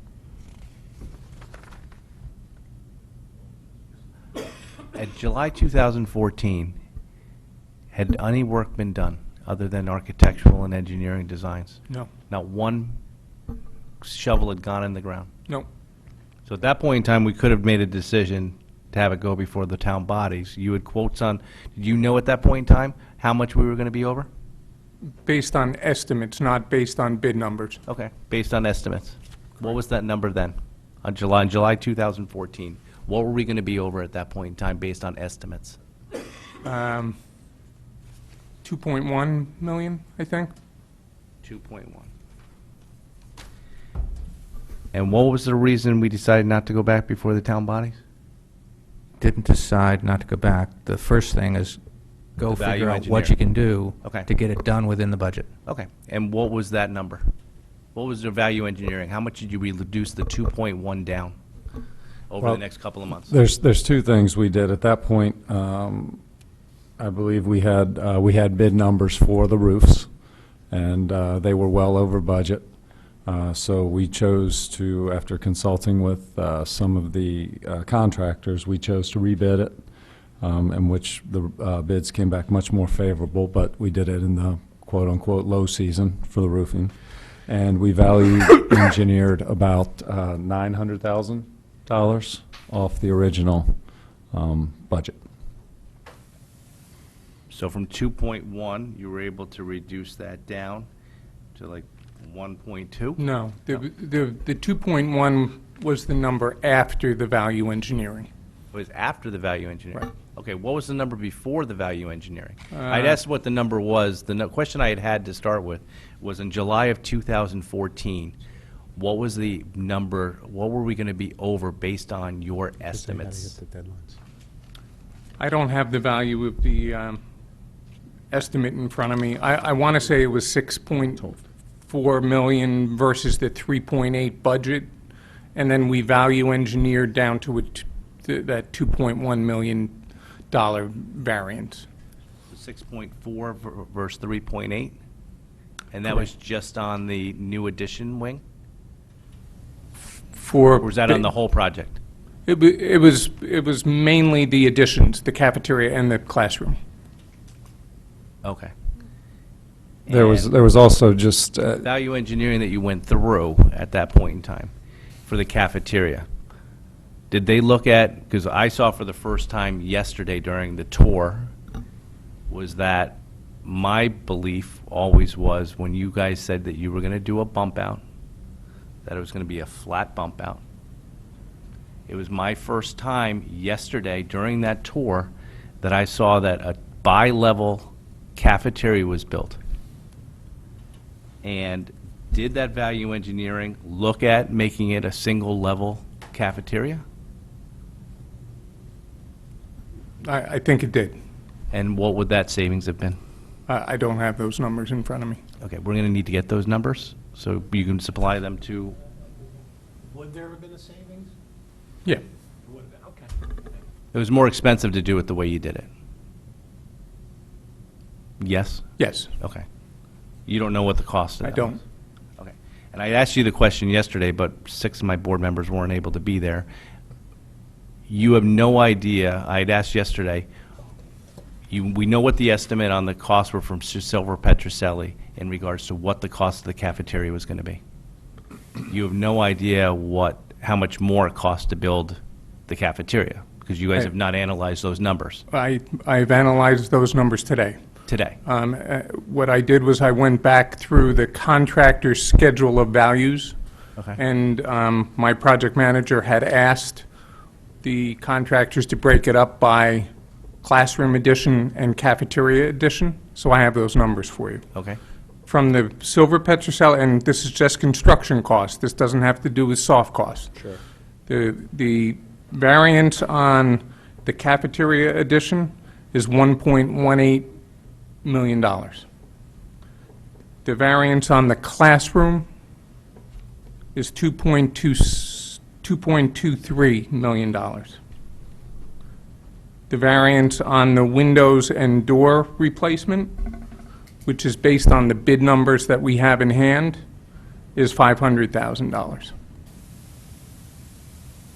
And the variance on the roof after the rebid was actually a savings of $160,000. So the total cost is $3.7 million. The request we're making is 3.9, and that has to do with the soft costs. And and what you're saying is the overages in both instances are the cafeteria and the classrooms, Correct. the additions. Well, and significant overage in the windows, and that's a result of, $100,000. When did you realize that the cafeteria was going to, under Perkins Eastman's design, was going to cost more than what we had budgeted? July of Of 2015. 14? Of 14? 14, yes. Okay, and despite the fact that we were going over, the building committee still wanted to spend, even though we knew we were going to be in a deficit situation? He still wanted to go forward with that design, even though it was going to cost, we didn't have the money to do it?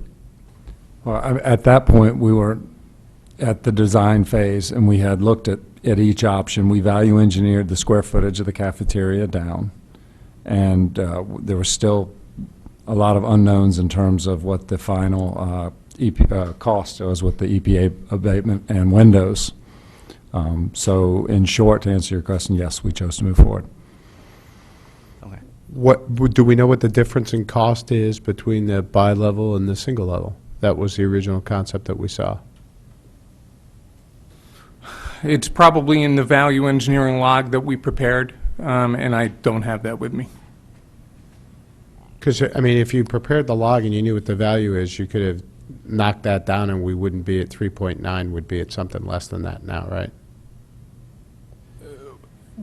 However, there would have been significant time impact as a result of going back and redesigning. Because remember, we're at design development documents at this point. A lot of the detail had been incorporated into the drawings. But our architect knew what the budget was, right?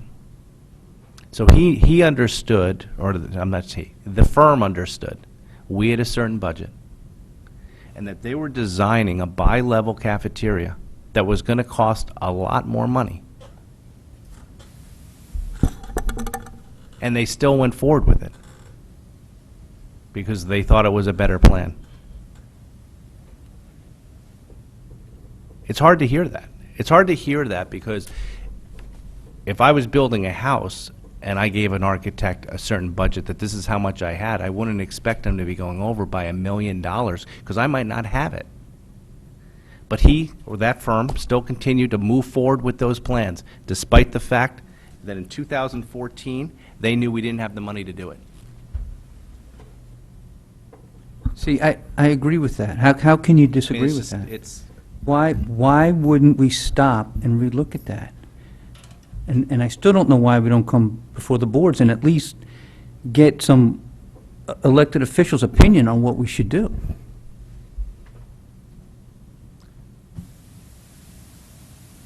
Mike, did you understand this, that we were over by $1 million on the cafeteria alone? I knew the way it was described, I knew the cafeteria and the classrooms were where the bulk of the operation. The roof was way over in July when we talked.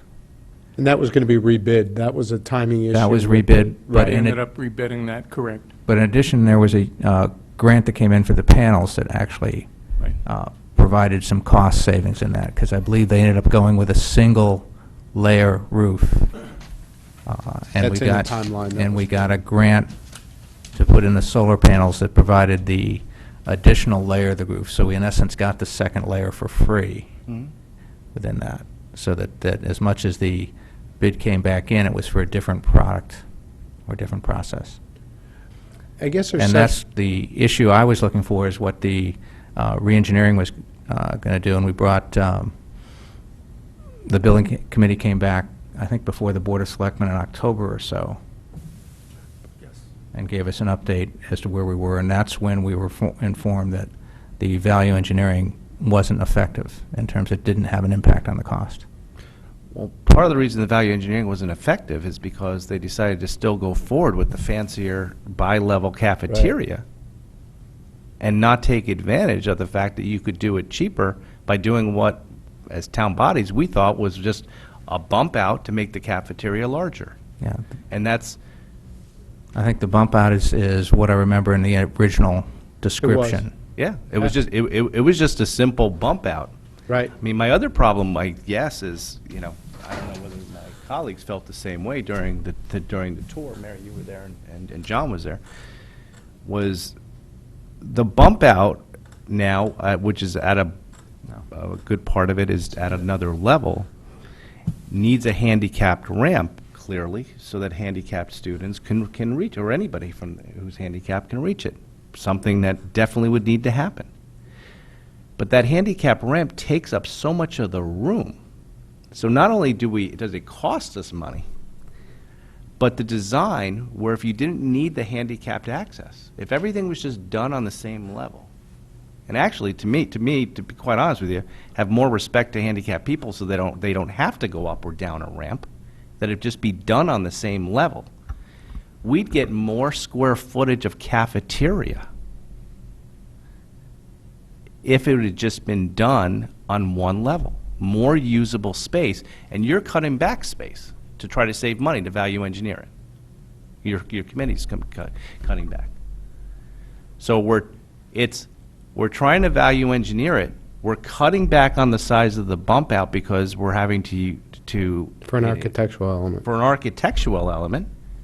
Clearly, I'm full support of ADA and needing to do everything, but we had the opportunity not to have to do these architectural elements and actually be more respectful to handicapped people, I think, by having everything just be on one level. And it costs us more, and we lost square footage. And it was hard to see that yesterday. Let alone, even where the ramp was put, it could have been, I think, could have been put against the windows. Yes, there was some type of bench that was built in there, but it's just, I understand from the tour some of your constraints that you talked about in regards to the classroom addition.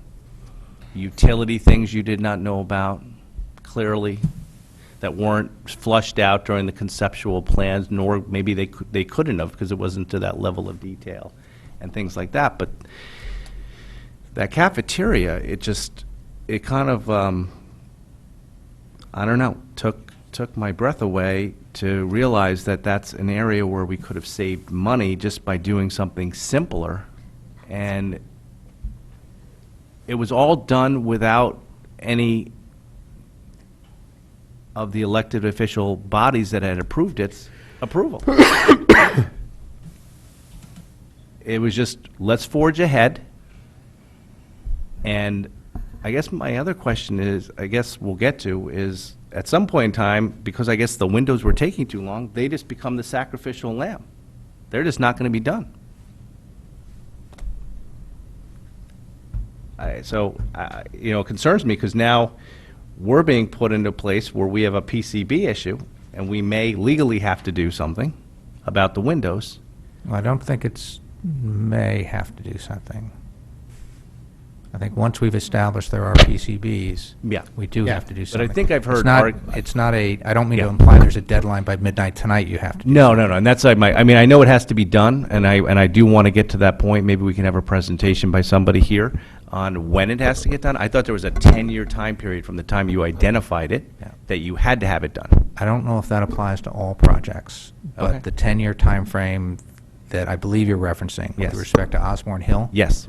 and specifically with respect to the gym, Mm-hmm. with the PCBs that we determined were in the interior of the walls. Yes. We did not have to remove them from the floodplain. We did have to remove them, and the EPA gave us 10 years to do that. Okay. I don't know if that's case-specific or that's a general rule. All right. Let me go to Mr. Becker, who's been patient. You had something, Mr. Becker? Thanks. Yeah, I think the fact that this was a sacrificial lamb all the way until the end was actually part of the problem here, in that there's the PCB issue on the windows. So at the end of the day, no matter how the numbers shake out, no matter how the process was, no matter how many times we go around this issue and try to correctly try to figure out, to prevent it in the future, at the end of the day, you're going to get the money for it, and you're going to do the project. And I think they kind of knew that all the way along.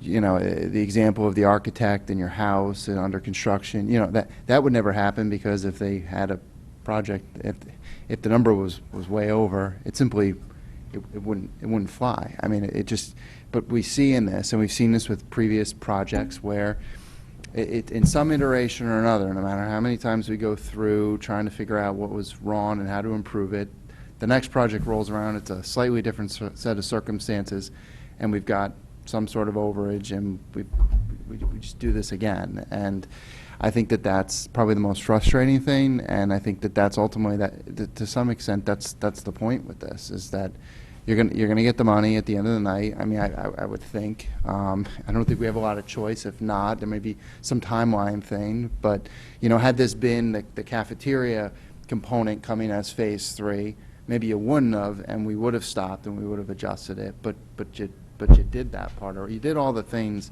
that had variables to them kind of already, and landed us to where we are now. For me, it's frustrating, and it seems like everybody else is probably, seems a lot of people are in the same boat with it. But and I don't know what the solution. You know, your committee will finish the project and move on, and another one will pick up something. But it's frustrating. I mean, and as I think about this night and I look through it, at the end of all of this, what am I left with but probably just handing you the amount of money that you need to go and do it. And by the way, one final point, in bonded money. I mean, if this was the budget and we were dealing with, think about the millions of dollars that we've already debated. We've spent months debating. Now we debate it with the state. Then we're going to debate, and we already started tonight, about how would we do the solutions and then all the implementations. But you're going to get millions of dollars in one fell swoop, bonded out and moved on at the end of all of that. And it's not acceptable. It's extremely frustrating. Thank you, Mr. Becker. Mrs. Leclerc, did you have something? Well, I'm concerned even how you could approve it, and how, like, the town was able to sign off on contracts that knowingly that you don't have the money in the budget to do a material piece of the project that was attached right to the bond resolution. And so I'd just like to understand. Can we get a legal that piece. opinion on it? Can we get bond counsel here, and then I want to go back and go through some of the steps. I'll talk about some of the conversations that Mr. Tetro and I had in notifications. But I'd like bond counsel to opine on this for a minute, because it is a valid concern. Hi, I'm John Staffson from Pullman and Cumley, the town's bond counsel. Let him respond, and then we can go ahead to Mrs. Leclerc's question. Well, I think that you've got an interesting situation here, in that what the town bodies approved was a bonding resolution to cover the items in the project.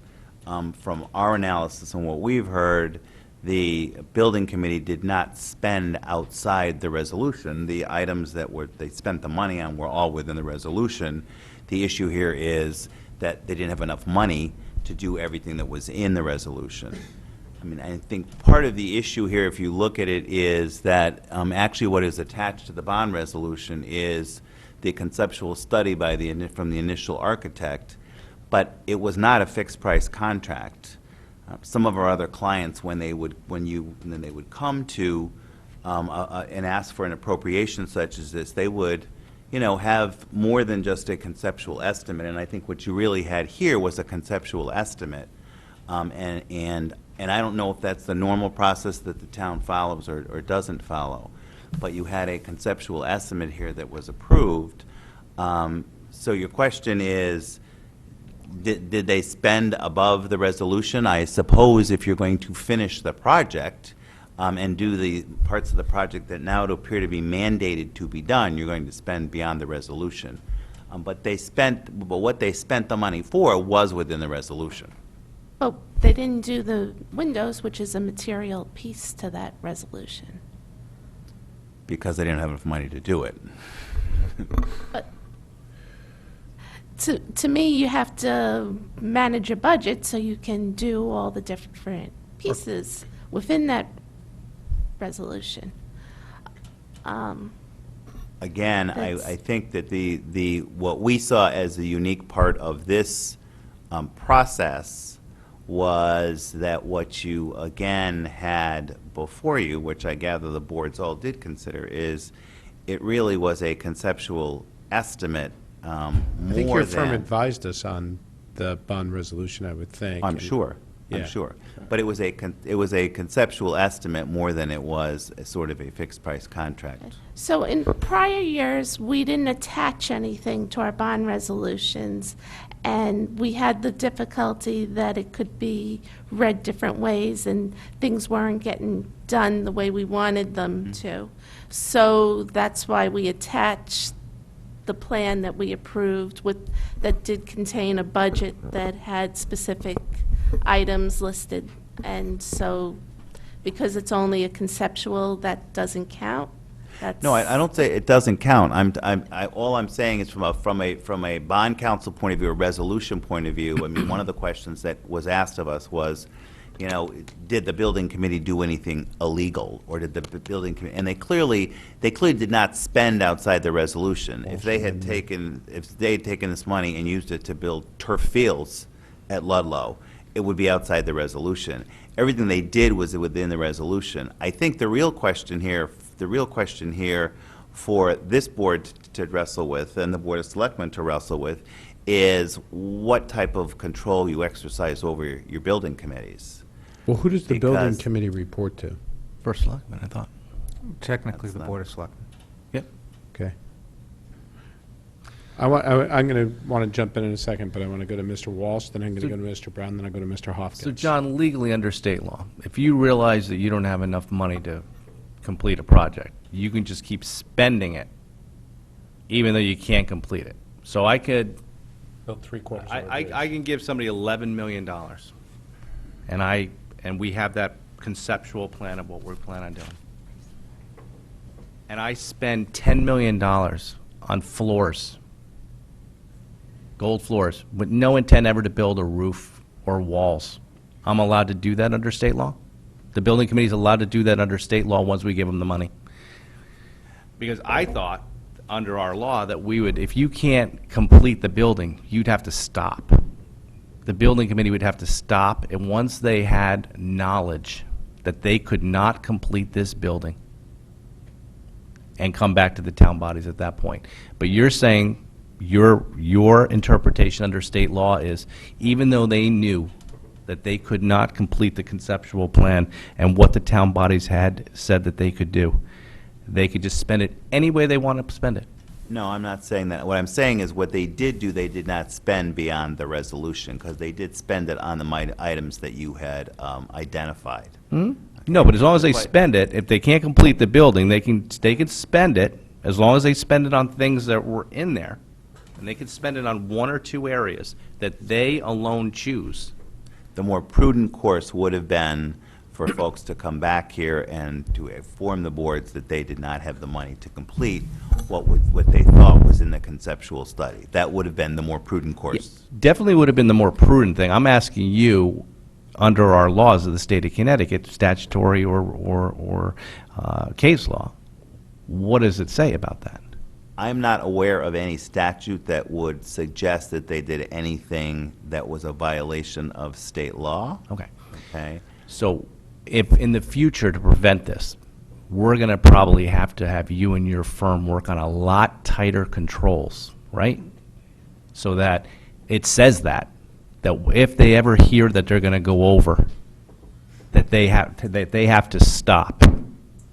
Yeah, Right? I Can don't- we can write those controls into our bond? I don't know if Resolution? you need to write that into your bond resolution, because bond resolutions are, investors look at bond resolutions, and everybody does, and they're sort of a standard format. What I would suggest to you, what you might want to do is, and this might be, frankly, I don't want to punt, but this might be more of an issue for the town attorney. I think that it would be more, not necessarily a bond counsel function, although we're happy to assist, but a function where you put in process certain, perhaps your building committees have to be given greater guidance and charge than they're given. Especially in a case like this. Again, you know, this happens not infrequently in other communities, but but many other communities, again, would have funded a project, and I understand why you didn't do this project that way. It was a concept, there were things to be done, it's a renovation, but you rarely see this, for example, in new construction projects, 'cause you sort of get a fixed price contract from your contractor. So, I mean, the answer to this question is, you know, and in hindsight, it's great.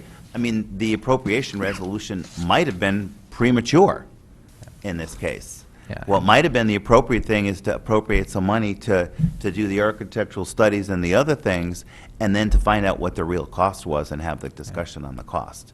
And I'm just speculating what might have happened, because I don't have the full history on what happened. But if you want to get a real much better cost on this, you've got to get a better estimate but punt this back to these guys than they probably had to know what it really is going to cost. Given a couple thoughts here as we're looking at this. One is that to address the point, listening to what Attorney Stafford had to say, perhaps the building committee charge is where some of that guidance can come in, so it doesn't get involved in the bonding resolution on one. But let's take a look also at one of the unique aspects of this, because this isn't one project. It's 3 projects. So when it went out to bid, it didn't go out to bid on all 3. It went out to bid on one at a time. So you're getting some of that feedback back piecemeal. So normally when we do a project, it'd be, and let's take Riverfield as an example. You know, and Mr. Walsh, I think you were on the Board of Selectmen at that time. Yeah, we had the same problem there. We started To be quite with, honest with you. and that's why I want to get back and reference that, so mean, it's a we did. common frame of reference, if you will. Yeah. The conceptual number that was carried in the capital plan was about $9 million, I think, Yeah. when it came to us for the first time. And who did that? That the conceptual plan? Wow, I don't Phil, know. what's his name? Yes. Phil came before us. Yep. And we asked him me and you, Mike, asked him very direct questions. Will this money cover doing that full renovation the way you're proposing? And you know what he said? I said, will you base your architectural license on it? Like you're telling me, I'm asking you a direct question. Is this a BS number, or is this a real number that we can get this project for? And he swore it would. Yeah. And then when the number came back before us, how many more millions of dollars was it, Mike? 5? Well, 6? there were a couple phases. I think it Yeah. came out of the Board of Selectmen at about $11 million. By the time it got to the building committee and they put the details, they put the meat on the bone with some of the design, for a brief period of time, it went all the way up to 16 or It went to $17 $16 million. Yeah, And then it came back down to 14 million, which was the eventual approval for that project. And I'm discounting the 2 million for the gym that came in later. You are, because that was another 2 million on top of that, but we that didn't know, was- we that didn't was know that. PCBs that's- and- Guys, this is an example, it's far, I mean, it's Riverfield, right? Let's. Well, it's actually not. It's actually very, I think Mike made a good point about it, because what we have found is that there's an inherent problem with this plan, where we waste money. We gave Phil Zerone, paid him to do those plans. Complete waste of money, because those numbers were not correct. In this case, what we were saying and what we're hearing is that the money that we gave Silver Petroselli, that's $40,000, wasted as well. I don't know about that. But my point was also that because this came back in phases, we went out to bid on the roofs. So when the roof bid came back, we knew we were over on the roof. And then we solved that by using the utility grant and that type of thing. Let's- Then we were over on the classrooms and cafeteria significantly, so solving that's not as easy. But we still hadn't gone out to bid on the windows because we didn't know what the mitigation plan was, so we didn't know what the cost on the windows. Okay. We never had the visibility on this project of the total cost. Hang on a sec, Mr. Brown. Just a simple question. Would we have been better off, if we can't tighten up the bonding resolution, to have had 3 different bonding resolutions? You know, I would suggest that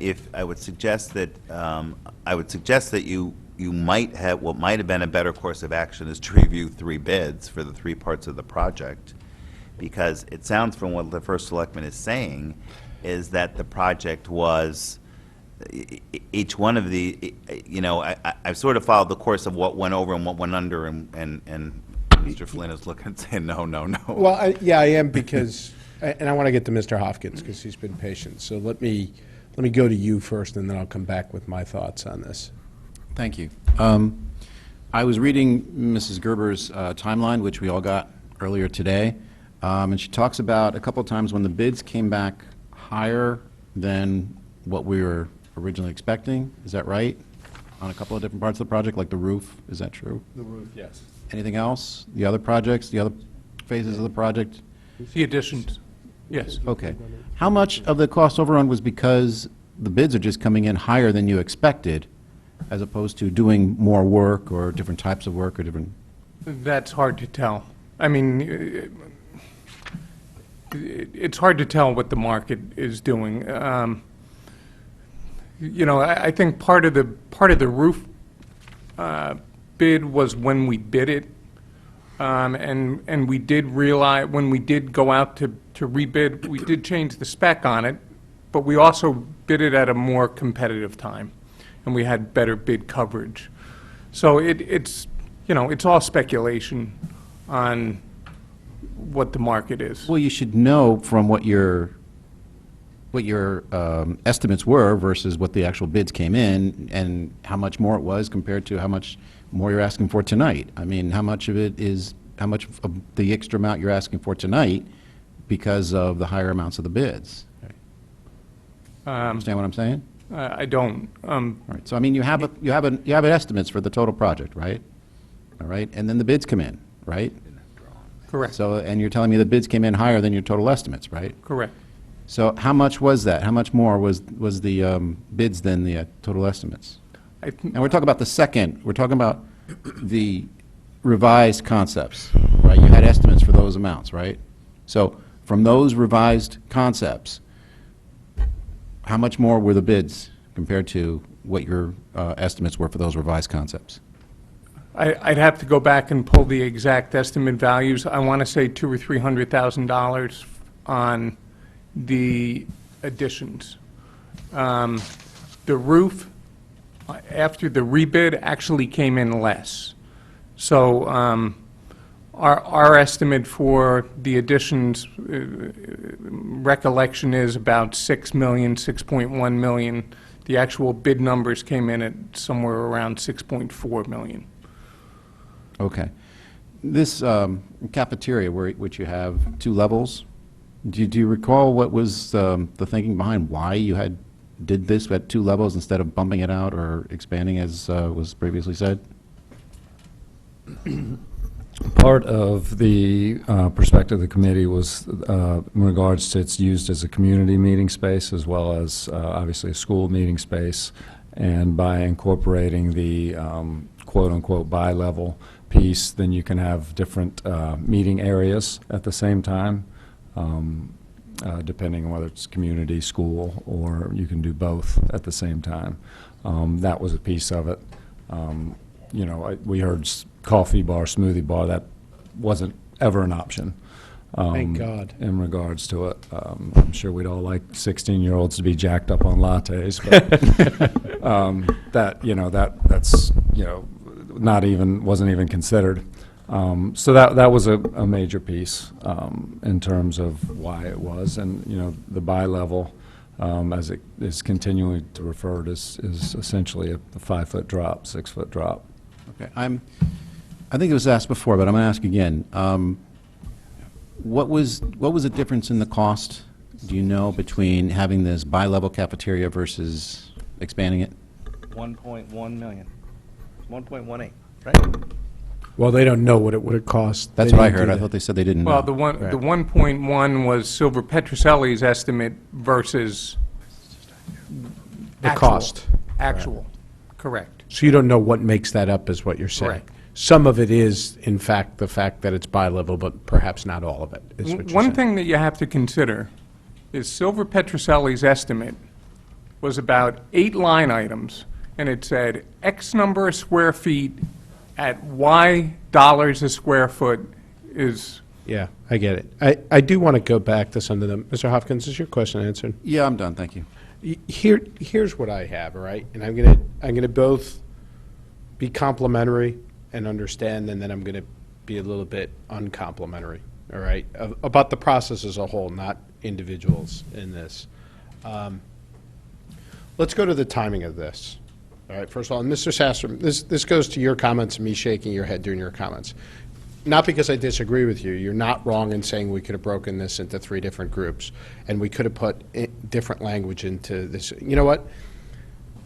That's all fine, right? We could do this, we could lawyer this up, we could say you can't do this, you can't do that, you can't do this. Guess what? There's going to be something we forget and something's going to happen. Absolutely. We prove that time and time again, right? No question about it. Right. That's not the answer to this issue. And in fact, that would have damaged you for this, because the big thing that the building committee was working against here, in terms of both the classrooms as well as the cafeteria, was the clock, right? Now, Mr. Tetro is absolutely correct in saying that there were conversations and emails exchanged between he and I, which were shared with the entire board, where Mr. Tetro did tell us that there were cost concerns about the project over those few months, right? It was also, in fairness, hey, we're going to rebid the windows because, or we're going to rebid the roof because we think it's a timing issue with the roof, right?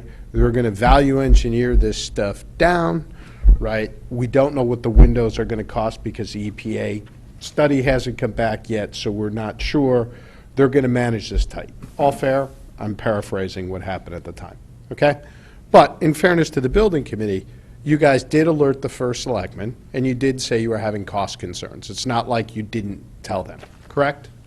And in fairness to you, you alerted us that there were things that were being managed within the project. Fair point?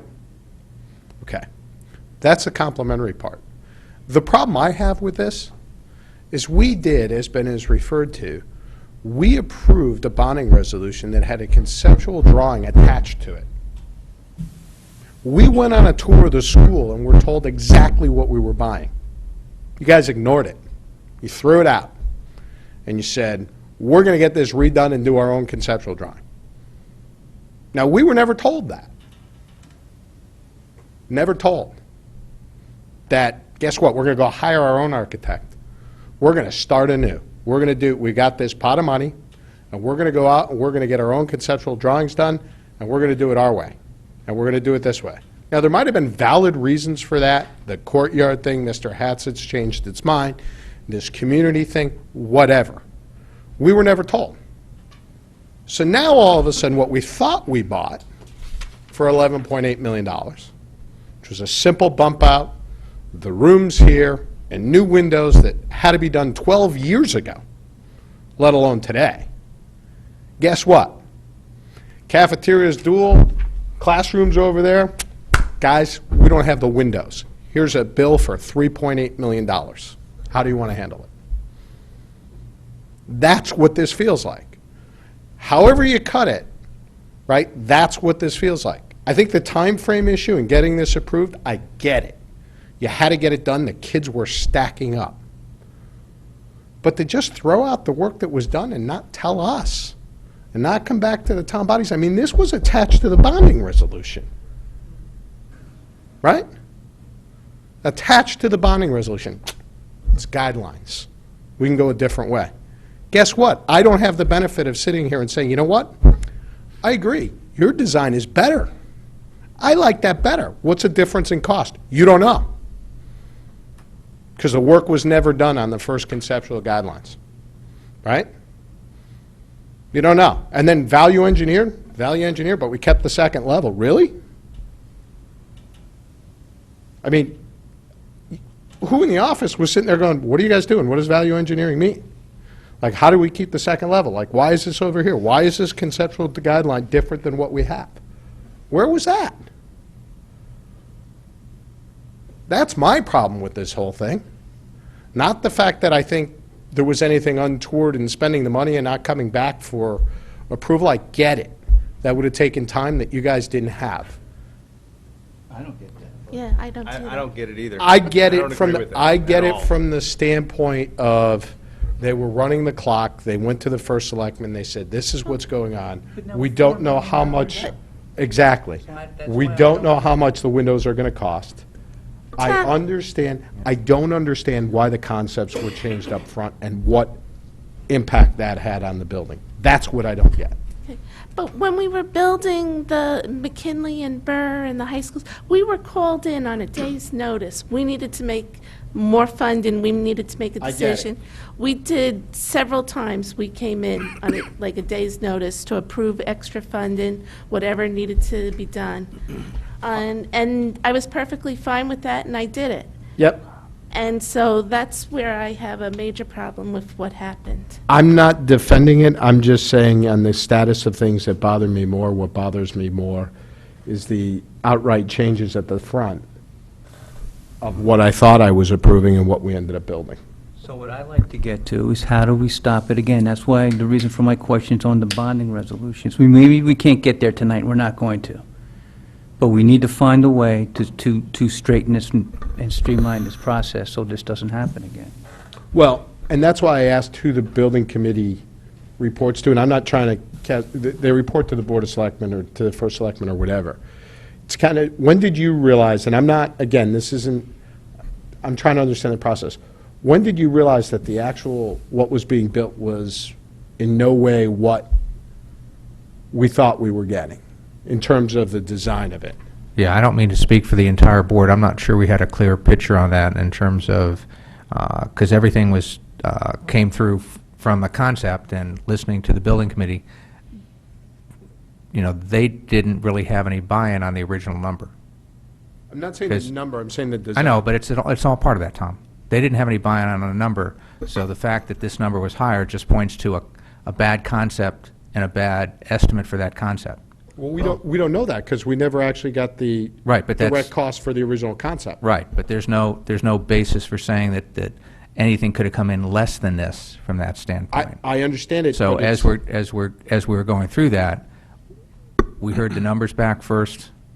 That's what I related to you. You know, this was the first time we're going through this, so it's kind of looking at how we did this. We all bought into the idea of doing a concept kind of thing first. The pushback was figure out how to do it within the budget, get some value engineering in there, change the scope, get this done within that. Right. And after a couple months, they came back and said we couldn't do that. We had an update before the Board of Selectmen, I think sometime in October. All right, but that's, at that point, that's when you're pushing that we can't get the project done for the following September 1st without being on a very tight schedule. So that's where they were up against it in terms of meeting, and of all these projects. Being up against it, I get. of And to all the- Mary's point 'cause- about coming yeah. in on a day's notice, that's a valid point as well, because it has been done in the past. For all these projects, it was the classrooms and the cafeteria were the one that had to be done by September 1st. Yes. The windows didn't have to be done by September 1st. Yes. The roof, well, roof's important, and we all know that if you don't take care of roofs, they have to be done, but it's not, it doesn't have to be done by Friday. There's not a specific date. Uh-huh. All right, so that the idea of combining all these into one project also complicated that. That's not what I'm asking, though. I mean, that was great. I understand all that you said. What I'm saying is what was built was not even close to what we thought we were building when we signed off on this. When did you guys realize that? I'm not sure we did back in October, because that wasn't the way it was relayed to us, because we talked in terms of classrooms and the cafeteria, not in terms of the differences between the concept, because the building committee chose another architect, so there's another plan right from the start. So when we talked about it, we never heard about a difference That's what I'm saying. between. The concept was part of the resolution, right? To your point. Go ahead, Ms. Lucarelli. I just want to ask Mr. Tetra, since the building committee reports to the Board of Selectmen and to you, doesn't the town have someone who attends all the building committee meetings and reports back to you after each meeting? Well, in this case, well, one, yes, Judy Ewing, but in this case, we were talking to the building committee and the chair. Okay, so wouldn't you have monthly or weekly updates, however often they meet? Yes, but knowing that they weren't designing what was in the packet I just didn't know that they changed the concept design to another concept. That was not what was reported back to the Board of Selectmen in our presentation. Mr. Walsh? Mr. Tetra, I heard what you said, that they didn't have buy-in on the number. It's not their purview to have buy-in with the number. They want to change that number, they got to come back before the town bodies. They were given a number. Bond council, that's the number. That is the number. I don't care whether they have buy-in or not on it. Quit the committee. The number is what the number the town bodies approved. If you want a different number, if they wanted a different number, or they said we can't build this with the money that we have, it's their obligation to come back before the bodies, regardless of what the timing is. Regardless of what the timing is, we can't get it done. Either we're going to have to be honest with you and say we're going to have to cut some things, such as, let's just pick one, not do the cafeteria bump out. Because or you, the town bodies, are going to have to tell us what your priorities are, whether the windows, the roof, the cafeteria build-out, or the addition, because we don't have enough money to do this project. Mr. Walsh, I'm not arguing with you. That's Yeah. why the first pushback was change the scope, get it done within that, and take some time to value engineer it. Okay. And the scope change happened where? I'm going to have to defer to the building committee on that. Okay. That was the first charge, was to get it done within the number. So, I mean, there's several things going on here. First, it seems that the process and the number are getting looped in together. Again, we have to be fair and put it on the table that the number was tied to a conceptual design, which is where the problems start. Because as we get more, I suspect, I don't have facts, if we would have costed out the original design, the same escalation would happen. I'm saying that as chair of building committee, not a builder, not a construction expert. Was Silver Petroselli invited to be part of to bid on this project? They put forth a bid, and they were not invited to present. They were not invited to present? Why not? The board chose not to. For what reasons? There were several reasons put forth. One of them, if I recall correctly, from one of the members, was that they felt they would have an unfair advantage. Okay. If I recall. So that would automatically, basically, if that's going to be the position, that it's going to be a complete waste of money every time we do it. Perhaps, and from my perspective, I wouldn't recommend doing it in this manner, again. Did Perkins Eastman take the Silver Petroselli diagrams and have to re-diagram them? Did we pay money to have them, or did they just use the Silver Petroselli diagrams? They used the same as the conceptual, as the two designs at Silver Petroselli were Yeah. 2 of the 6. The exact drawings that they did were 2 of the 6 presented to the committee. Okay, so they didn't have to do any additional work on any of those? Okay. I mean, this process is just like completely broken. Yeah.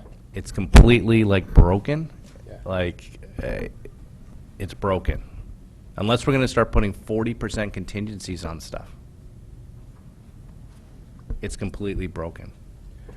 And the issue, We hire people, yeah. and then we're not having them even get invited back to put a bid in to do the documents, or to become the architect, because they might have an unfair advantage. Well, So they might as they- well not even bid. I mean, we should start telling people that, because they shouldn't even bid that if they want the job.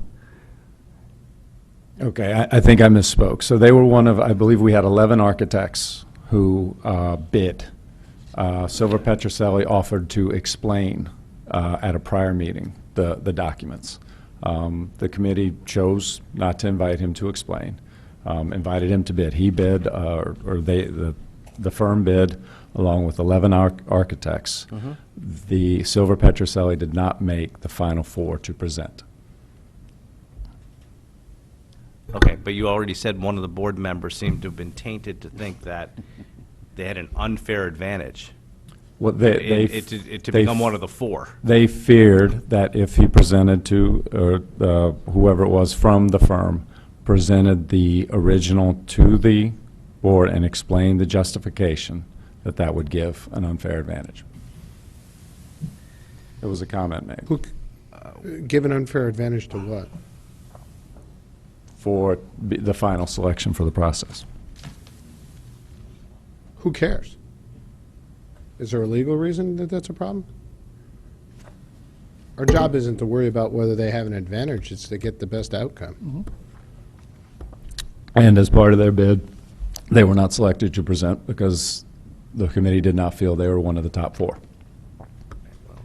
Whatever the process is that going forward, whether it comes from the Board of Selectmen with the charge, this selection of architects is going to have to be part of that process in a very detailed method so that no one can vary from it. It's like hearing some of this stuff is just, So one thing that. And well, I think, Mr. Hopkins, you had your hand up. Yes, I did. Jen, I just want to be, It's coming up at 11 o'clock, so I'm going to move the question. okay? and as we had already agreed as a body, we were going to continue to meet after this point. We all knew that this was coming up, and we made a motion about it, had a discussion about it. We are meeting after 11 o'clock. It's too important of a matter. It needs to move forward one way or another. We need to have full debate, full questions on it. This school deserves it, to have the respect to do it, and it's just part of our job here. So, Mr. Chair, is moving the question a debatable item? It's not debatable, that's true. Okay. He needs a second. Okay. Help me out here. All in favor of moving the question? yeah, all in favor of moving the question? Yeah. All in favor of moving the question? Opposed? Okay. We're not moving right now. Okay. Mr. Hopkins, did you have anything else? Any other questions you wanted to ask? No. I want to comment on something that I said earlier. I do not hold the building committee accountable for not coming back to this board for the additional funding, and here's why.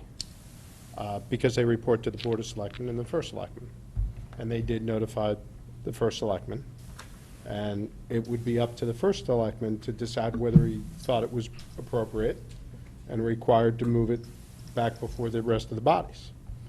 So Mr. Tetra did inform us that this was going on. I'll give him credit for that. It was your decision to not have them go back before the bodies, and you explained it because of the timelines, correct? Correct.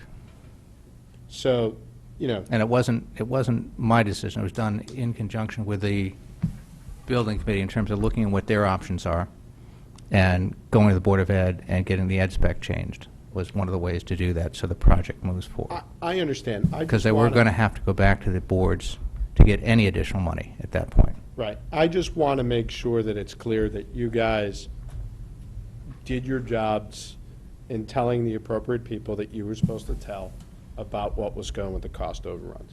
Whether or not it should have come back before us, whether we would have felt more comfortable, what had been done in the past, that's all perfectly reasonable.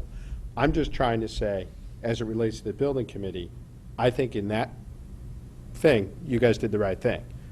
In ignoring the conceptual drawings and going out, I personally, and I'm just talking to myself, I have a problem with that. I have a much easier issue if you go and you take the original, what you were handed, and you price it out and you say it's $3 million over, how are we going to handle it? That's a much different conversation than having something completely different and me not knowing whether it was the differences that caused the cost overruns or all these other items. Because I don't have, to you yourself, you said, we didn't cost it out, I don't know.